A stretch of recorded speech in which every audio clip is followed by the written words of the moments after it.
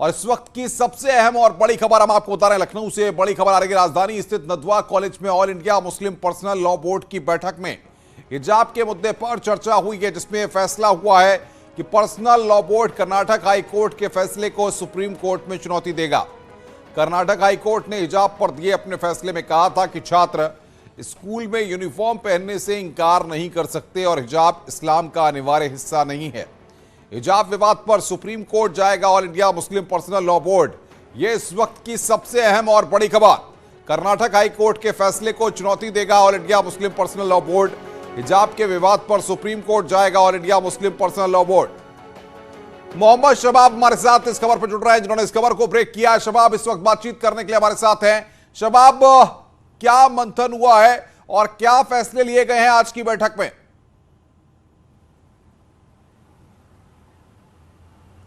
और देखिए, all India Muslim Personal Law board की एग्जीक्यूटिव की ये बैठक है। आज राजधानी लखनऊ में ये बैठक बुलाई गई है। सुबह 10 बजे से लखनऊ के नदवा कॉलेज में ये बैठक चल रही है। हालांकि मीडिया को इससे बिल्कुल दूर रखा गया है, किसी भी तरह की कोई जानकारी वहाँ से नहीं दी जा रही। लेकिन हमारे सूत्र इस बात को बता रहे हैं कि बोर्ड में कई महत्वपूर्ण मुद्दों पर चर्चा हुई है, जिसमें सबसे महत्वपूर्ण इशू जो कर्नाटका में हिजाब का मामला था, जिसमें स्कूली छात्राओं के साथ हिजाब को लेकर के कंट्रोवर्सी क्रिएट हुई। उसके बाद ये मामला राजनीतिक रंग में गया और फिर हाईकोर्ट तक गया। हाईकोर्ट से फैसला आने के बाद अब सुप्रीम कोर्ट में इस हाईकोर्ट के फैसले को चुनौती बोर्ड देगा। आज मौलाना खालिद सैफुल्लाह रहमानी और मौलाना खालिद रशीद फरंगी महली समेत तमाम जो बोर्ड के मेंबर हैं वो मौजूद हैं। इस वक्त भी बैठक चल रही है। चूंकि दोपहर में 1 बजे का समय हो गया है, इस वक्त नमाज के लिए ब्रेक हुआ है, 1 घंटे का लंच होगी, नमाज होगी और उसके बाद फिर से कमेटी के जो बोर्ड के बैठक सदस्य जो हैं वो बोर्ड की बैठक में फिर से बैठेंगे। कहा यह भी जा रहा है कि कई महत्वपूर्ण मुद्दे हैं जिन पर मुसलमानों से जुड़े हुए इशूज़ पर डिस्कशन होना है। मौलाना राबे हसनी नदवी जो अध्यक्ष हैं बोर्ड के, उनकी अध्यक्षता में ये बैठक चल रही है। पूरे देश भर से जो बोर्ड के सदस्य हैं वो मौजूद हैं। बैठक लगातार चल रही है। शाम को 5 बजे तक मुमकिन है ये बैठक चलेगी। लेकिन इस बैठक में जो सबसे महत्वपूर्ण मुद्दा है वो हिजाब का मामला है और हिजाब के मामले पर खबरें ये हैं कि सुप्रीम कोर्ट में कर्नाटका हाई कोर्ट के फैसले को बोर्ड चुनौती देगा, यानी कि बोर्ड पार्टी बनेगा और इस मसले पर अपनी बात रखेगा। इससे पहले भी हमने कई मुद्दे ऐसे देखे हैं मुस्लिम समाज से जुड़े हुए, जिसमें all India Muslim Personal Law board ने खुद दखल देते हुए चीजों पर फ्रंट फुट पर आकर काम किया है। कई मामलों को लेकर वो खुद इंडिविजुअल पार्टी बनकर कोर्ट तक गए। शबाब, लेकिन सबसे बड़ी बात यह है कि कितने दिन में इसको लेकर पहल की जाएगी, क्या प्लानिंग है, क्या रूपरेखा है, ये कब तक साफ हो पाएगा?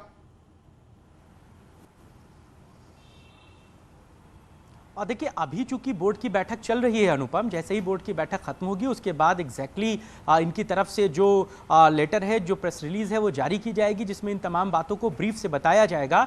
लेकिन कहा यह भी जा रहा है, क्योंकि इससे पहले भी मौलाना अरशद मदनी ने इस बात को कहा था कि हिजाब के मसले को लेकर के वो सुप्रीम कोर्ट का रुख जाएंगे। बिल्कुल शबाब, आप नजर बना के रखिए, आगे भी हम आपसे अपडेट लेंगे। शबाब हमारे संवाददाता बड़ी खबर पर अपडेट दे रहे हैं। इधर लखनऊ में योगी सरकार के शपथ ग्रहण के बाद ट्रैफिक की बदइंतजामी की समीक्षा बैठक फिलहाल जारी है। बड़ी खबर इस वक्त की, डीजीपी मुकुल गोयल लखनऊ के पुलिस कमिश्नर डीके ठाकुर के साथ बैठक कर रहे हैं। डीजीपी ने ट्रैफिक की बदइंतजामी पर कमिश्नर को तलब कर रिपोर्ट मांगी थी। शपथ ग्रहण के बाद ट्रैफिक जाम के चलते गृह मंत्री अमित शाह को पैदल चलना पड़ा था। बिहार के मुख्यमंत्री नीतीश कुमार कार्यक्रम में 15 मिनट देर से पहुंचे थे। ट्रैफिक जाम के चलते उमा भारती शपथ ग्रहण में शामिल नहीं हो पाई थी। एसीएस होम और एडीजी एलओ भी ट्रैफिक की मॉनिटरिंग के लिए सड़क पर उतरे हुए थे, तो डीजीपी ने पुलिस कमिश्नर को तलब किया है। और बातचीत करने के लिए ऋषभ मणि त्रिपाठी हमारे साथ जुड़े हुए हैं। ऋषभ, तलब किया गया, क्या पुलिस कमिश्नर वहां पर पहुंच गए, बैठक चल रही है, क्या अपडेट है वहां से? अनुपम, मैं इस वक्त उत्तर प्रदेश के डीजीपी मुकुल गोयल का जो आवास है, जो उनका कैंप कार्यालय, उसके ठीक बाहर मौजूद हूं। और अभी चंद मिनट पहले ही लखनऊ के police commissioner DK Thakur, west के डीसीपी, ट्रैफिक के डीसीपी, ट्रैफिक के एडीसीपी और तमाम लखनऊ पुलिस कमिश्नरेट और ट्रैफिक से जुड़े हुए जो अधिकारी थे, उनकी मीटिंग खत्म हुई है चंद मिनट पहले ही। और जैसा बताया जा रहा है कि लखनऊ के पुलिस कमिश्नर ने पूरी जानकारी दी है यूपी के डीजीपी को कि उस वक्त कहां कहां क्या गलतियां रहीं, क्या फ्ला रहीं, या जिसको जिम्मेदारी दी थी वो पूरी तरह जिम्मेदारी अपनी निभा पाया या नहीं निभा पाया। चूंकि 25 मार्च को ये बात हर जगह चर्चा में आ गई थी कि शपथ ग्रहण से पहले भी कुछ समय और शपथ ग्रहण के बाद भी भीषण ट्रैफिक जाम झेलना पड़ गया था तमाम वीवीआईपीज़ को, जिसमें उत्तर प्रदेश के तमाम मंत्री थे, देश के गृह मंत्री थे, बिहार के मुख्यमंत्री नीतीश कुमार थे, पूर्व केंद्रीय मंत्री उमा भारती थी, जो सब ट्रैफिक के मिसमैनेजमेंट का शिकार हुए थे। और देर शाम हमने खुद देखा था, जब हम वहाँ मौके पर मौजूद थे, कि यूपी के एसीएस होम, यूपी के ADG in law and order, वो खुद जुटे हुए थे, ट्रैफिक का मैनेजमेंट कर रहे थे, मॉनिटरिंग कर रहे थे। तो अब उसकी समीक्षा शुरू हो गई है। अभी डीब्रीफिंग खुद कमिश्नर डीके ठाकुर ने मुकुल गोयल डीजीपी के सामने की है, और जो हमें अभी जानकारी सूत्रों से मिल रही है उसके मुताबिक शाम को 4 बजे चीफ सेक्रेटरी इस पूरे मसले पर बैठक करेंगे। तो जो पुलिस कमिश्नर अभी बता के गए हैं यूपी के डीजीपी को, शाम को 4 बजे इस पर चर्चा होगी, और ऐसा माना जा रहा है शायद तब किसी की जिम्मेदारी तय हो कि उस वक्त बद इंतजामी के लिए कौन जिम्मेदार था, और आगे भी अगर अटल बिहारी वाजपेयी बिल्कुल जाहिर तौर पर ऋषभ, अब देखना होगा आगे आने वाले वक्त में इस पूरे मसले पर और क्या एक्शन देखने को मिलता है। बड़ी खबर कानपुर से आ रही है। अक्टूबर 1984 को हुए सिख दंगों की जांच में बड़ा खुलासा हुआ है। दंगों के पीड़ित परिवारों ने मामले की जांच कर रही एसआईटी को बताया है कि कानपुर के निराला नगर में उस रात 3 नहीं बल्कि 5 हत्याएं हुई थी, और मुकदमे का वादी डेयरी संचालक ही हत्याकांड का असली सूत्रधार था। बता दें कि उस रात पूरे कानपुर में 127 सिखों की हत्या हुई थी। सीएम योगी के निर्देश पर 2019 में एसआईटी का गठन हुआ था। एसआईटी ने अमृतसर जाकर दंगा पीड़ित परिवार के बयान दर्ज किए, जो नरसंघात के बाद कानपुर से पंजाब पलायन कर गए थे।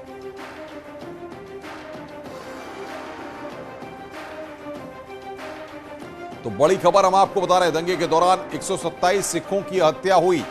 निराला नगर में उस वक्त 5 हत्याएं हुई। और बातचीत करने के लिए कानपुर से हमारे संवाददाता अमित गंजू जुड़ रहे हैं, जिन्होंने इस खबर को सबसे पहले ब्रेक किया है। अमित, क्या अपडेट है आपके पास? देखिए, मैं आपको बताना चाहूंगा कि 1984 के जो दंगे की बात की जा रही है उसकी जांच 2019 में जिसकी शुरुआत हुई थी, तो कहीं ना कहीं 2019 मई के बाद से एसआईटी ने पूरा अपना जांच का दायरा बढ़ाया, और उसके बाद अब से 1 सप्ताह पूर्व कानपुर से 7 सदस्यीय टीम अमृतसर, पठानकोट, दसवां और मुकेरिया गई। सबसे बड़ी चौंकाने वाली बात ये सामने आई कि निराला नगर में एक हत्याकांड हुआ था।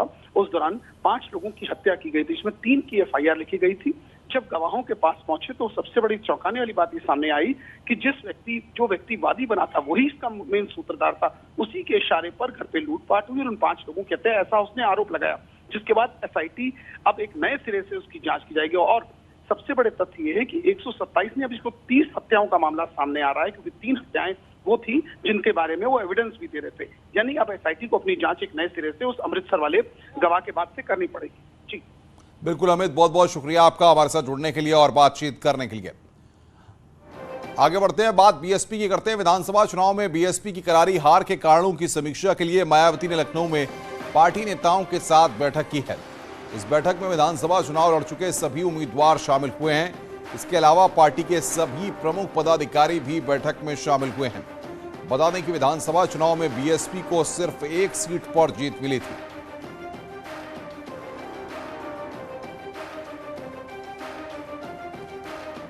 और बातचीत करने के लिए मोहम्मद शबाब हमारे साथ बने हुए हैं। शबाब, 1 सीट जीती थी बीएसपी ने, लेकिन अब मंथन बहुत ही युद्ध स्तर पे किया जा रहा है। किन किन लोगों को बुलाया गया है और क्या रणनीति है बीएसपी की?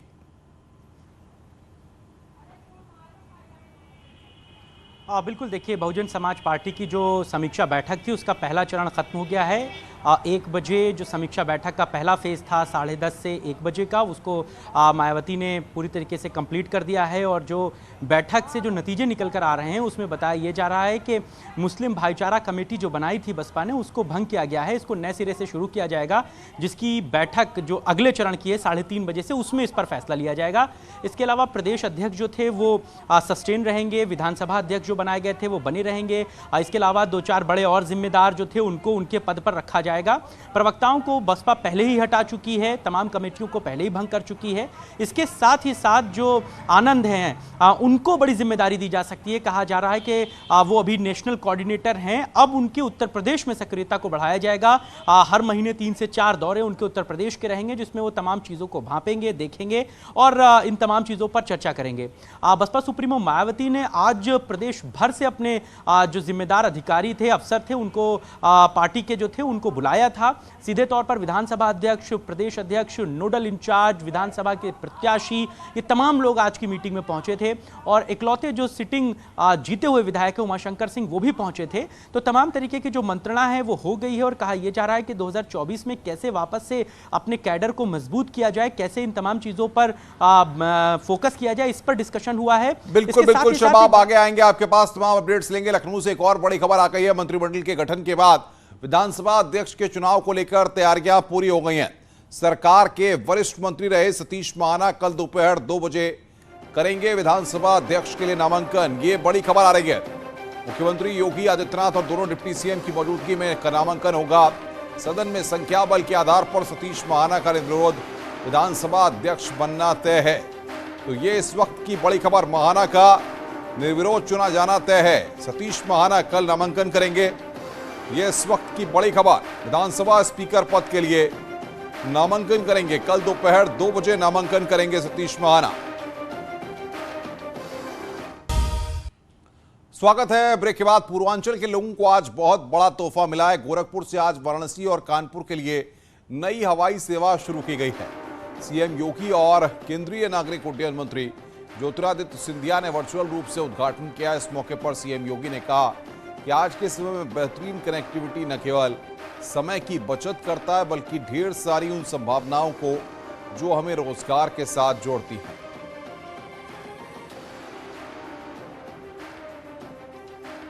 तो गोरखपुर से नई हवाई सेवा का शुभारंभ यहां पर किया गया है। लखनऊ से वर्चुअली जुड़े सीएम योगी।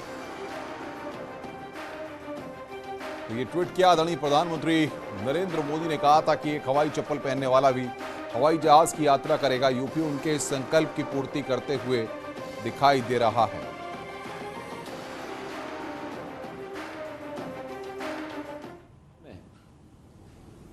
बेहतरीन कनेक्टिविटी न केवल समय की बचत करता है बल्कि ढेर सारी उन संभावनाओं को जो हमें रोजगार के साथ और उस क्षेत्र के समग्र विकास के साथ भी जोड़ता है। हम लोगों ने इसे बहुत नजदीक से महसूस किया है। आज देश के अंदर वायु क्षेत्र में जिस तेजी के साथ विकास हुआ है, उत्तर प्रदेश आज उसका एक बेहतरीन उदाहरण प्रस्तुत कर रहा है। हम वर्तमान में प्रदेश में 75 गंतव्यों तक उत्तर प्रदेश से प्रदेश के और देश के विभिन्न शहरों की यात्रा कर सकते हैं। गोरखपुर से कानपुर और काशी के लिए आज से विमान सेवा की शुरुआत हो गई है। विमान सेवा शुरू होने पर बीजेपी विधायक और यात्रियों ने सीएम योगी का आभार जताया। विधायक महेंद्र पाल सिंह ने कहा है कि डबल इंजन की सरकार की कवायद से जनता को सहूलियत मिलेगी।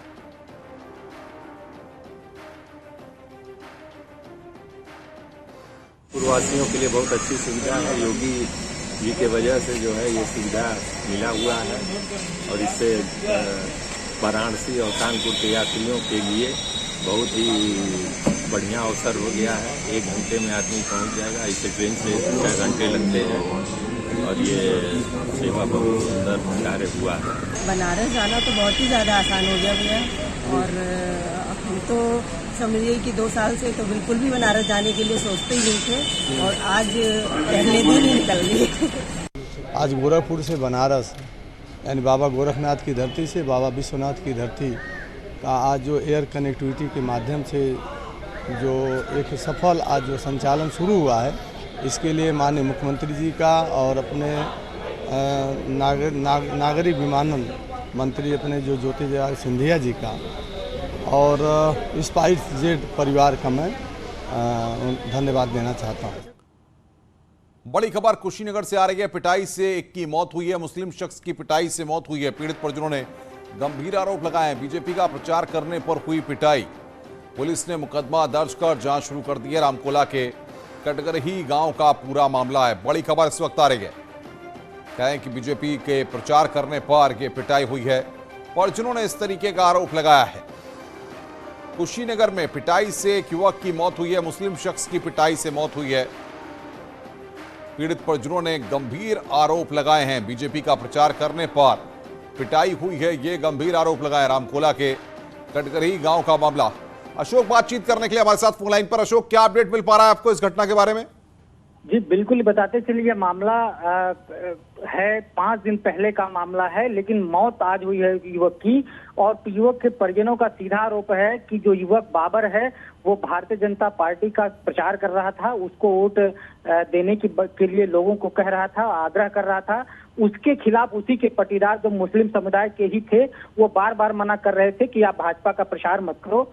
जब बाबर नहीं माना तो उसकी पिटाई की गई और उसका 5 दिन तक इलाज चला है, लेकिन उसे बचाया नहीं जा सका, उसकी मौत हो गई है।